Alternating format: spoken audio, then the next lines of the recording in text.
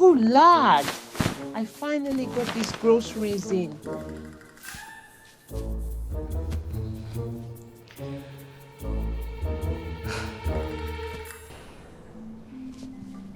Well, time to put them away so I can go sit down. No, no, no. She's about to mess everything up. She bought the groceries, she spent the money, she brought healthy and fresh food into the home, but this is where many people accidentally fail. Proverbs 12:27 says, "The slothful man roasteth not that which he took in hunting, but the substance of a diligent man is precious." Our hunting is the grocery shopping. Our roasting is the preparation and organization. So, what is meal prepping and why is it necessary? Meal prep, short for meal preparation, is the process of planning, preparing, portioning, and organizing meals or meal components ahead of time for future use. It is designed to save time, improve food structure, reduce impulsive eating, and support healthier decision making throughout the week. Meal prep sets the tone for environmental control. Environmental control is the intentional organization of your food environment, so healthier choices become easier, faster, and more likely than unhealthy ones. Environmental control consists of choosing foods intentionally at the grocery store, preparing meals ahead of time, organizing the refrigerator and freezer, portioning food, removing trigger foods, and keeping healthy foods visible and accessible. Without these, will cause decision fatigue. Decision fatigue is the mental exhaustion that happens after making repeated choices throughout the day, causing people to make more impulsive, emotional, or convenience-based food decisions. Decision fatigue is when people are tired, stressed, rushed, overstimulated, or mentally exhausted. They are more likely to overeat, choose fast food, snack impulsively, and abandon nutrition goals. Let's take a look at some prepping strategies to set you up for success.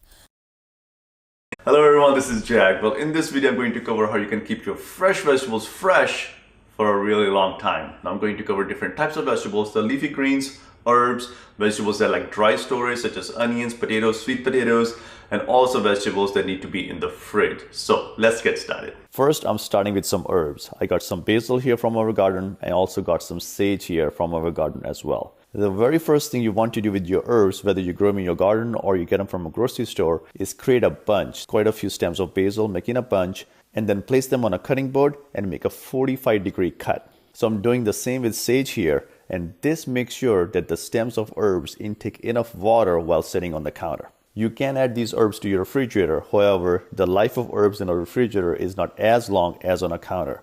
Simply get glasses of water, and I only add about an inch of water. Place your basil and your sage and other herbs in the glasses. I only add about an inch because I don't want the leaves to be submerged in water. If the leaves are submerged, they will start rotting. Next, place the glasses containing your herbs on a kitchen counter or next to a window, and they will stay fresh for up to 3 weeks. Next up, leafy greens. Now I have some kale here and some lettuce, and this is true for all leafy greens. It includes Swiss chard, mustard leaves, spinach, and all the leafy greens. Now they usually come in these plastic bags. If you leave them in these plastic bags and put them in a refrigerator, they don't even last a week. So the way to make them last longer is to first take them out of these plastic bags. So I got some lettuce here and I have some kale. You can break apart the leaves of lettuce and you can separate the leaves of kale and then give them a good wash. After washing, you can just simply roll them in a paper towel or a kitchen towel and then place them in the refrigerator. This way the leafy greens will stay fresh for at least 2 weeks. Next up, mushrooms. However, mushrooms are technically not vegetables. However, I'll include them in this video since most of us use mushrooms with our vegetables. When you get mushrooms from the store, take them out of a plastic container. Do not wash mushrooms before storing. Just take a regular kitchen towel, place the mushrooms in the kitchen towel, make a ball, and then store it in your fridge. To store chilies, use an open container and line the container with paper towel or kitchen towel. Add your chilies to the container. You can always pre-wash your chilies before adding to the container.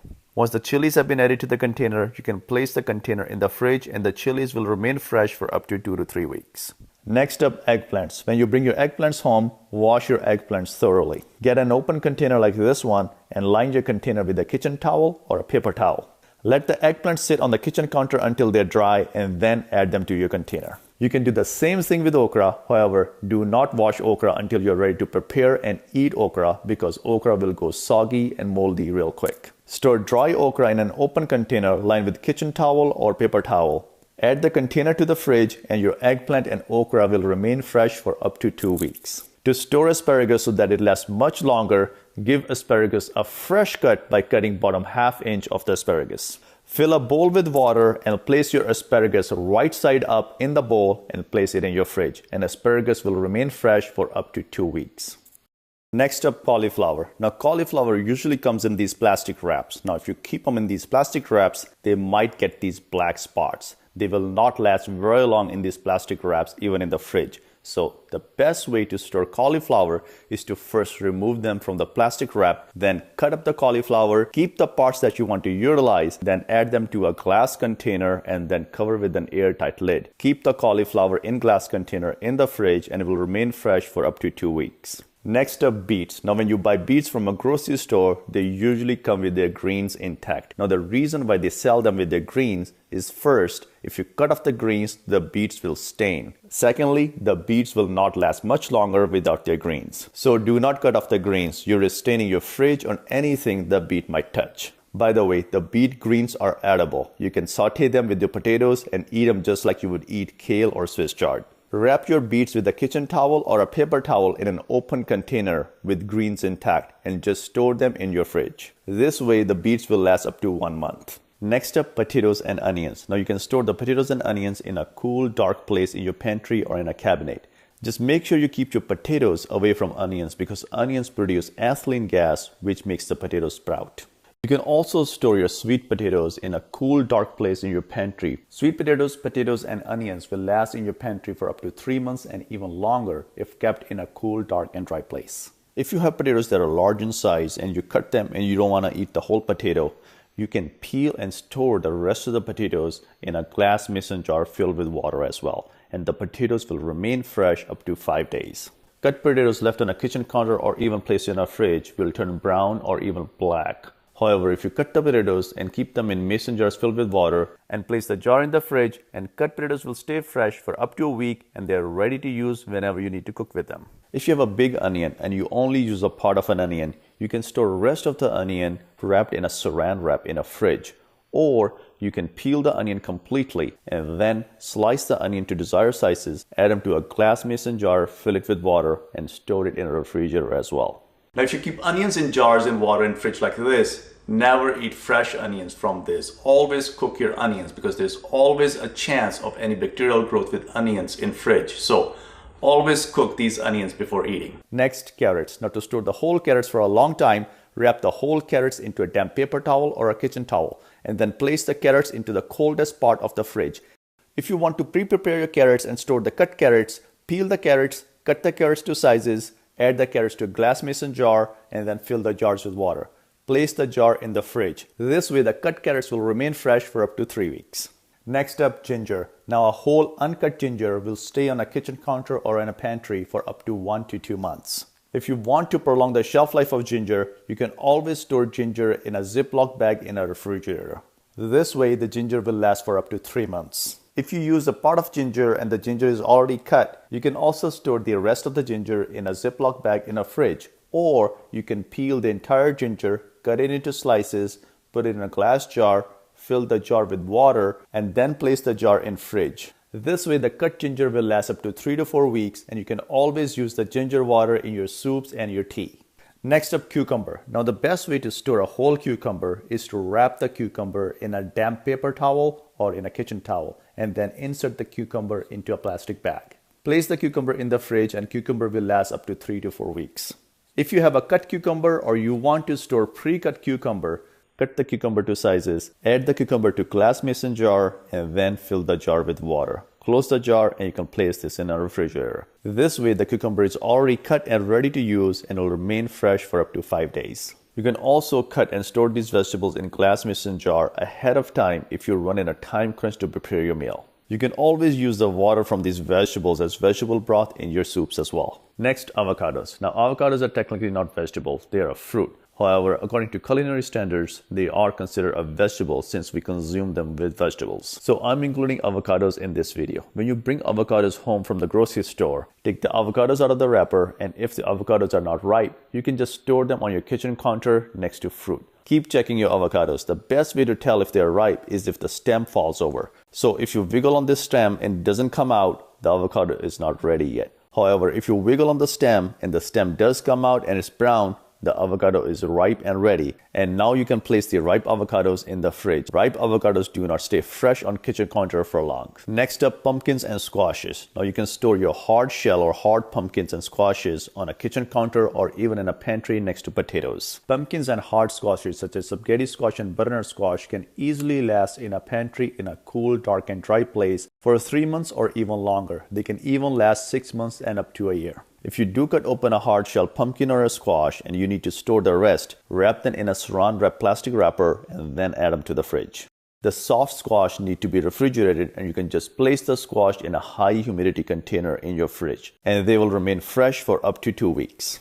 Now tomatoes are also not considered a vegetable. They're technically a fruit. However, I'll cover them in this video. Tomatoes are easy to store. You can just wash your tomatoes and store them in the fridge in an open container. You can store your tomatoes on a kitchen countertop. However, they last much longer in the fridge. So it's been 5 days. Let's check the veggies. So here I have the carrot from the jar. It's nice and cold and fresh and it seems really crunchy. Really nice crunch to it. It's like the first day I cut it, that's how it's like, it's so fresh. Next, let me try these cucumbers and see how they are like as well. So, I'm going to grab one. Looks really fresh as well. Really nice crunch. So fresh. We put the potatoes. Now, usually, potatoes would turn brown if you keep them, at least even for a day, if you keep them in the fridge or on the counter. Look at these potatoes, they're fresh. And they're absolutely crunchy. Let's look at the onions. Well, check them out. These onions look really fresh and really good way to store them. And this way, the onions will not create this onion smell in your fridge either. Now it's been 7 days, so let's check up on the rest of our veggies and see how they are doing. Well, let's check up on asparagus. Asparagus is looking really fresh. It's staying hydrated, that's why. And all of the tips are really fresh. There's a little bit of wilting on the tips, but after 7 days, a little bit is expected. The tomatoes are doing really good. They've been in the fridge for 2 weeks. They were already in the fridge for a week when I started making the video. And all of these tomatoes are still really fresh. Some of them are a little bit soft, but that is expected. But they're still fresh and really good eating. Here's the cauliflower that I got 2 days ago, and I did not store it in the glass container. I kept it in the plastic wrap, and it's already getting these black spots. Now, let's check our cauliflower that I put in the glass container. All of this cauliflower still looks really fresh. It is getting a couple of these little black spots on there, but overall it's looking really good and really fresh, been in the fridge for 7 days. Now let's check the half-cut onion that I put in the saran wrap. So let's open this up, and it's looking really good.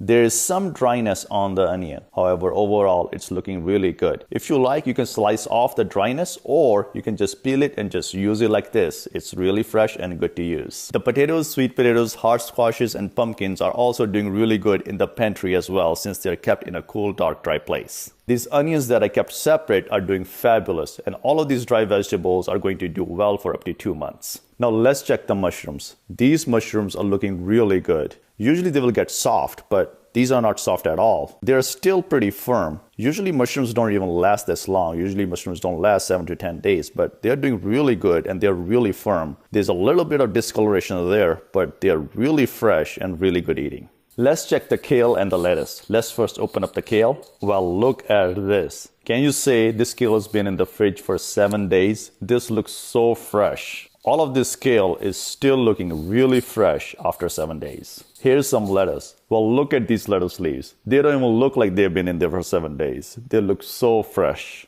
They're still very crispy and really good eating. Basil and sage are doing absolutely amazing next to a window. I make sure I have an inch of water at the bottom and I change the water every 3 to 4 days.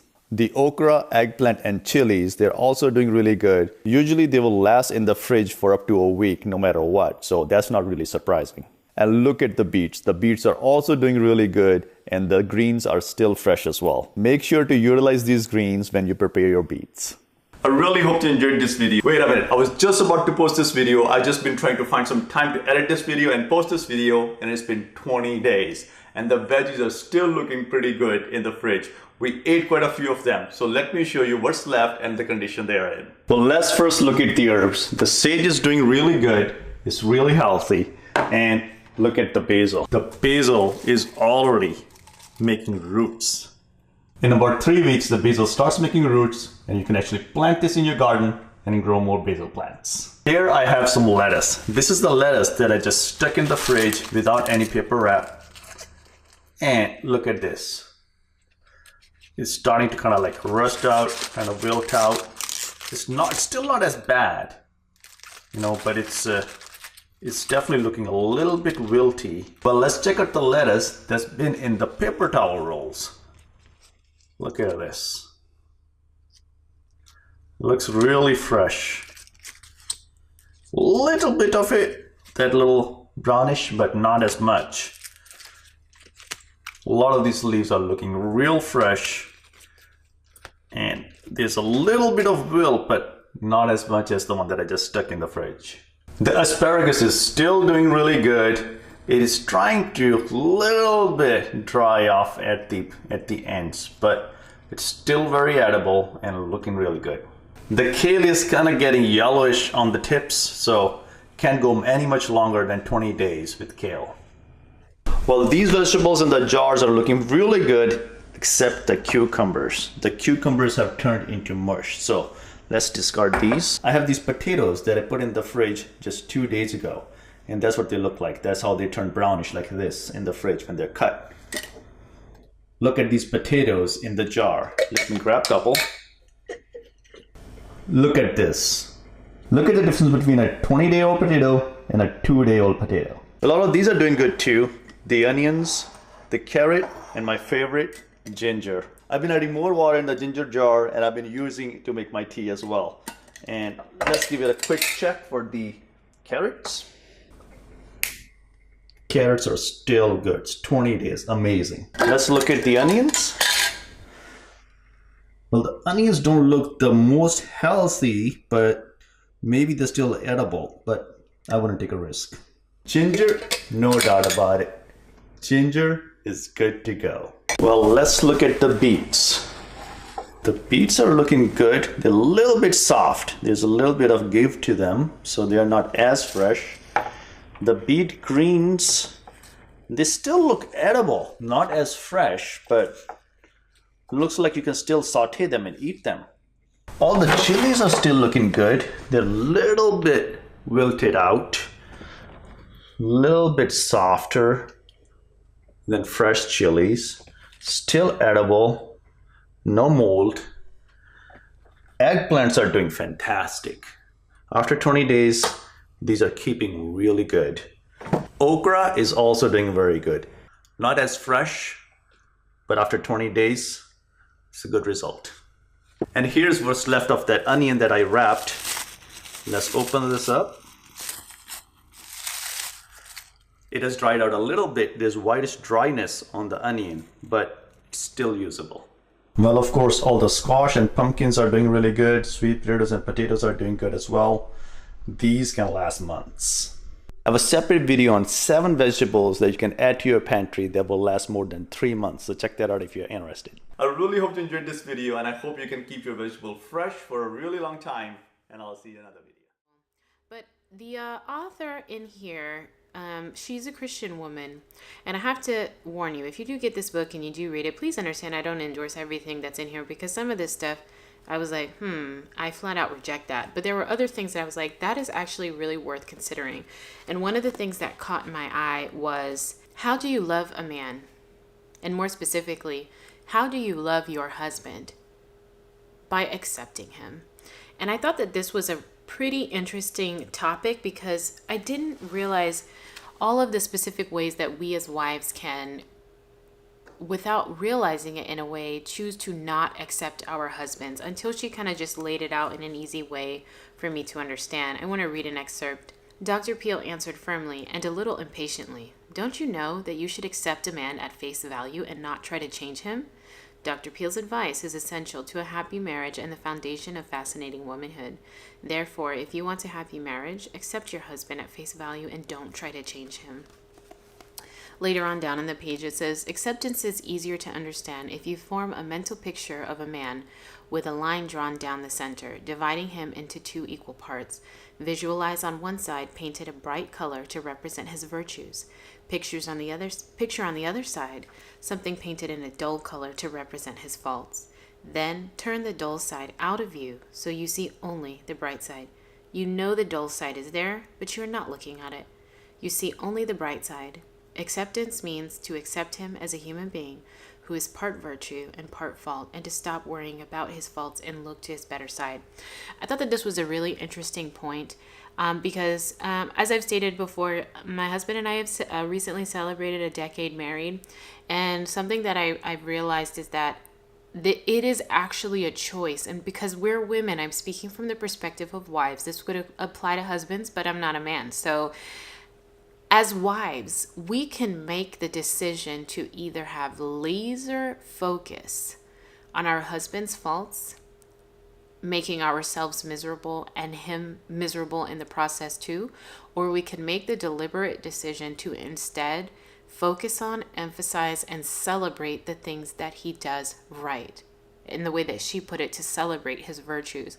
That is a real decision that we make. I don't think that many of us, and I'll speak for myself, I didn't realize that when I was just constantly going through the list of things that my husband does quote unquote wrong or doesn't do them the way that I would like to, I was actively making a decision to meditate on that. And I have learned in more recent years to make active decisions to meditate on the things that I appreciate about him.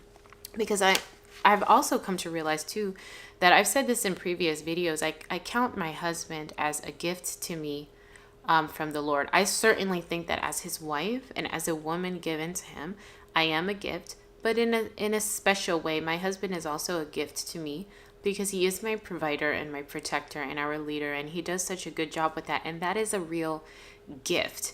And I have found that when I am just rehearsing all of the things that he does quote unquote wrong, I am criticizing him, but more ultimately, I am criticizing the one who gave him to me. I am criticizing the Lord. And once I understood that, I was like, I really need to take a second point, because I'm kind of like the Israelites that were grumbling in the wilderness about how they didn't have this and how they didn't have that, and they were just overlooking all of the ways that the Lord had taken care of them, and all they did was complain. And God didn't appreciate that. And I realized that when I just gripe and moan and complain about my husband, I am like the Israelites wandering through the wilderness, being provided for, yet complaining anyway. And I realized I need to stop that. I need to stop that, because all it does is just make me kind of irritable, miserable, angry. It makes my husband miserable. And I think that it is an insult to the Lord. It's an insult to the Lord. I also like that she pointed out that when you're considering your husband, think about him in two sides. One side is virtues, the other side is his faults. And you fold the fault side down so it's out of view. And she said, it's not that you don't know that the faults are there, you're just choosing to not focus on them. I also don't advocate this kind of like blissful denial of real problems and character flaws. We ought to recognize where our husbands fall short and maybe take a mental note, but we don't recognize it and take note for the purposes of griping about it or focusing on it. We take note of it so that we can go to our Father in prayer. I think that there's something to be said about approaching a husband once about something that you see that's problematic, approaching twice, maybe even 3 times. But after that, we're getting into the arena of nagging as a way of manipulating and controlling. And that's inappropriate, I think, for a wife in general, but certainly inappropriate for a Christian wife. So we as wives, yes, we have the duty to let our husbands know when we recognize or identify a blind spot. But after he's been made aware of it, you have to let the decision to either change or remain the same rest in his hands. It's not our call to shape and form our husbands into better men. That is the lane that's reserved for the Lord. And so I like how she pointed out, yep, recognize that the faults are there. Just choose to not focus on them and instead keep your eyes, and I would say your heart and the meditation of your heart on where he is excelling and where he is serving the family well. I thought that was really cool. She actually lists out some areas in which are pretty typical for wives to choose to not accept about their husbands. And as I go through this list, I want you to listen out and consider, does any of this apply to you? And if so, is this something that you would be open to trying to make better, instead of it being something that you, even if you don't let the words come out of your mouth, if it's just something that you let your heart meditate on and you inwardly are complaining and criticizing your husband, could you consider letting it go? But let's go into her list. She said, what faults do men have that women try to change? First and foremost, personal habits. Examples of these would be poor eating habits, bad table manners, neglect of personal appearance. Could be the way he dresses. Poor spelling and grammar, bad temper, depressed moves, he's untidy, leaving things around the house. Anyone else deal with a husband who leaves socks and things on the floor? Lack of courtesy. Those are just some examples. Number 2, how they spend their time. Women sometimes complain that their husbands spend too much time watching TV, too much time playing video games, too much time in the bathroom, napping in the middle of the day. They don't spend enough time with the children. They spend too much time at sporting events. These are examples of ways that wives can try to control and direct how their husbands spend their time. And unfortunately, some of this I really relate to. Number 3, duties. Maybe he's not a handy guy in the house. I had a friend of mine who, I think that it was fair that she was venting to me, and that's totally fine. And I don't think that she disrespected her husband about that. So she was not in the wrong here, but she used to get quite upset about the fact that her husband wasn't a handyman, that when there were small repairs that needed to be done in the house, he ultimately was just ill-equipped to address them, and she found herself kind of trying to fill that space. And she would oftentimes get upset about that. And that's one of the things listed here. Neglect for home duties such as small repairs, yard work, that's a popular one, painting, fixing, not serving in the church. You consider him to be lazy and irresponsible. Does any of this starting to ring a bell? Does any of it sound familiar? Just keep asking yourself that as we're going through the list. Number 4, social behavior. You consider him to brag too much. He talks too much. He talks too little. He's careless in conversation. He's loud in conversation. Do you judge your husband about the way that he chooses to express himself? Unfortunately, I see a little bit of myself in there as well, certainly in the earlier portions of our marriage. And I have since learned to allow my husband the space and freedom to be an individual, not something that I say, this is good and this is bad. That's inappropriate for me. Number 5, desires and dreams. He has no ambition, or in your opinion, no ambition. I watched a video of this woman who subsequently, she divorced her husband. There was no adultery. There was no abuse that she mentioned. She divorced him because she said he lacked ambition and she had had enough of it. He seemed to make an income that was just enough to cover the necessities, but didn't appear to have an intrinsic desire or motivation to excel and achieve more. And that really, really bothered her to her core. And she ultimately divorced him for that. And that's one of the things that she mentions here. Has no ambition or zest for living. Doesn't have a desire to better himself and underestimates himself, lacks confidence, can't make up his mind about what he wants out of life. I had another family member of mine who, her husband was a very skilled and gifted cook. He actually had a lot of years of experience in the restaurant business and had since retired. And his wife was really encouraging him to start a food truck or a catering business. But then her encouragement started to feel like pressure and urging and directions. And when he chose to ultimately not go that route and just stayed satisfied to be kind of a home cook who cooked for the family and extended family at events, she got really upset about that. And I think she got upset about it because it was like he lacked confidence. He lacked ambition in ways that she felt he should have had them. And I think that when we're the woman in that position, we don't actually see what's wrong with it. When it's like you can't see the forest for the trees, you're so close up in the situation that you can't see what's wrong with you trying to push a man. Even if in your mind you're pushing him to be better, you're still pushing him. And that's actually a kind of disregard and disrespect. And so I'm glad that she listed that here. Number 6, manly qualities. He isn't masculine enough. He has flabby muscles, or he won't exercise. You consider him to be too fearful about launching out and trying something new. He's too soft on the children, worries too much about past mistakes. Again, ask yourself as we're going through this, does any of this apply to me? Do I see any of myself in this list? And if so, really consider if that's really something that's to the benefit of your husband or truly to his detriment. Now you can take these practices into your own kitchen and begin creating an environment that support your health, your peace, and your future decisions. One prepared step at a time. Shalom, Most High and Christ bless you.